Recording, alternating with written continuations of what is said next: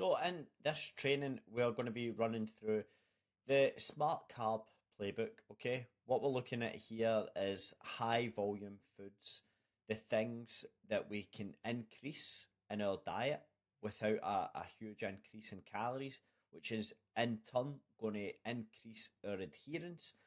And if we increase adherence, then we increase the likelihood of us being successful. Okay. A common mistake that people make is to think when they need to lose weight, they have to reduce. So it's about making portions smaller, reducing the amount of food that I'm eating.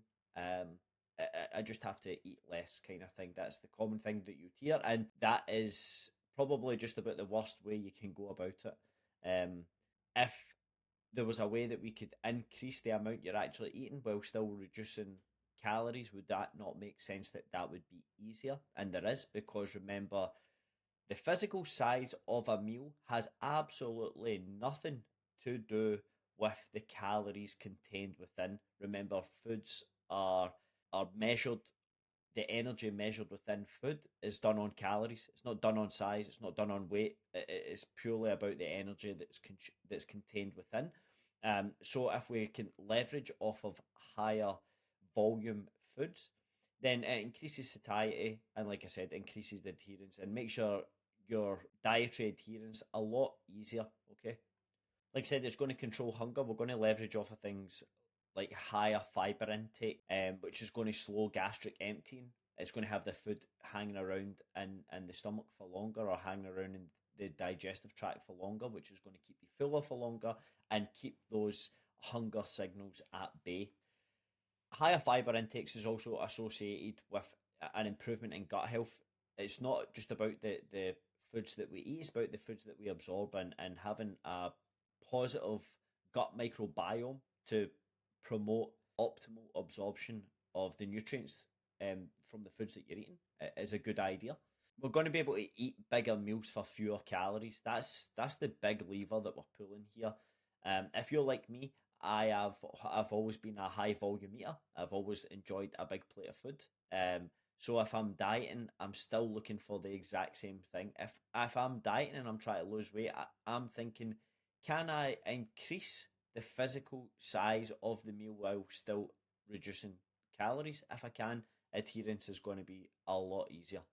The key insight, the key takeaway here is it's not about restriction, okay? It's about being a wee bit smarter with our food choices.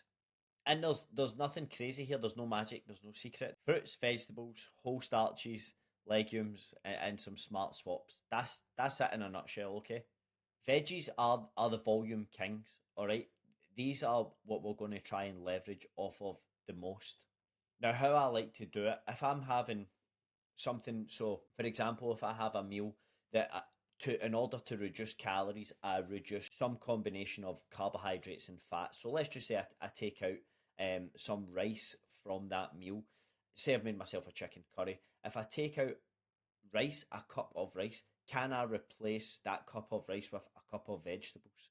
You know what I mean? So that's an easy one there, and that's why you see the cauliflower, broccoli and cauliflower rice, like those types of things, because it's just a straight swap. You know what I mean? You could actually add in 2 cups of veggies, or 2 cups of broccoli, cauliflower rice, for significantly less calories than you're going to get from the rice that you've taken out. Again, volume has increased, satiety has increased. Happy days. We've reduced calories, and we're going to be in a caloric deficit, and we're going to produce some weight loss from those types of choices. Fruits, so low calorie, high fiber fruits such as berries is a really good option. Oranges are high on the satiety index, meaning they keep you satiated, they keep you fuller for longer. Apple, a really good one. Bananas, it's all kind of similar stuff here. There's nothing crazy. I like kiwi fruits as well. So just looking to increase fiber intake, looking to increase fruit and vegetable intake, and just getting those micronutrients in as well.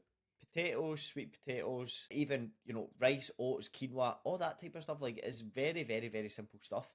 Nothing crazy there.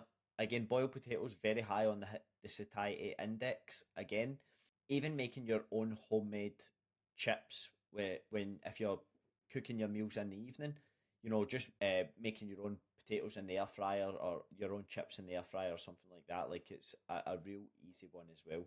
We're going to get a bit of blood sugar stability from fiber as well as the aforementioned gut health benefits there.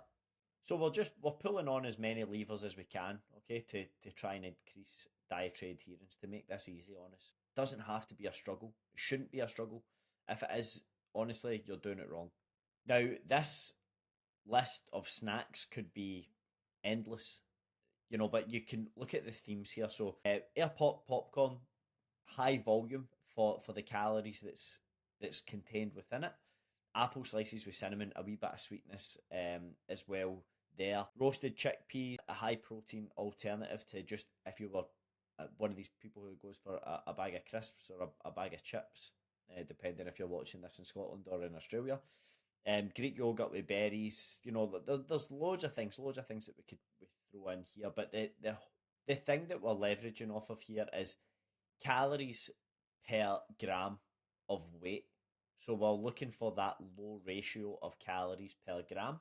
And that just means we can eat more grams, we can eat more of them, okay? Then if we look down the path of perhaps some smart swaps, okay? So the bread options, you can get the high fiber baker's bread from Coles or Woolworths. It's got like 16 grams of fiber for 2 slices of bread. Considering that fiber intakes should be at about 14 grams per 1,000 calories, you can easily get your your fiber intake in like 4 slices of bread, which is really, really good. Some more simple ones here, swapping whole fruits for fruit juices, or even swapping things like full fat Coke or full fat full sugar Coke or full sugar fizzy drinks for like a zero sugar alternative. Again, Pepsi Max, Coke Zero, things like that. So easy. There's no restriction really involved. The taste difference is minimal, but the caloric difference is huge.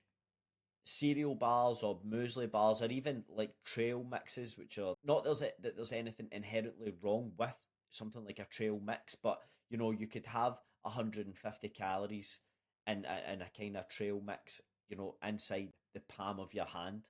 Whereas if you swap that for something like oats, berries, and a protein yogurt, you would see that you would get a lot more volume, a lot more satiety as well from just making those better choices.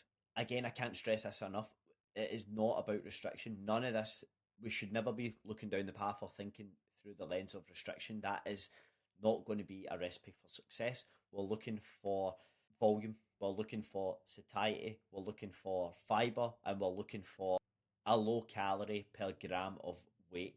So if we were to look at it in terms of a type of a formula, fiber, volume, minimal processing is probably going to equate to a decent level of hunger control.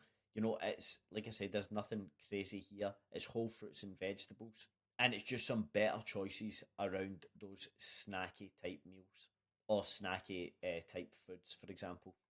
And not because processed food is the devil, it's purely that they're often higher in calories. That's all we're looking at here, is just controlling caloric intake, okay? Sustainable fat loss comes from, or sustainable body composition comes from something that you can do consistently, something that you can maintain for life. There's no point in excluding everything, getting in good shape, and then bringing it all back in and then just going straight back to where you were before. You need to change your habits and behaviors, and it's just about being a little bit more aware and just making some smarter choices, okay? I hope this helped, and feel free to drop a comment below if you enjoyed this video.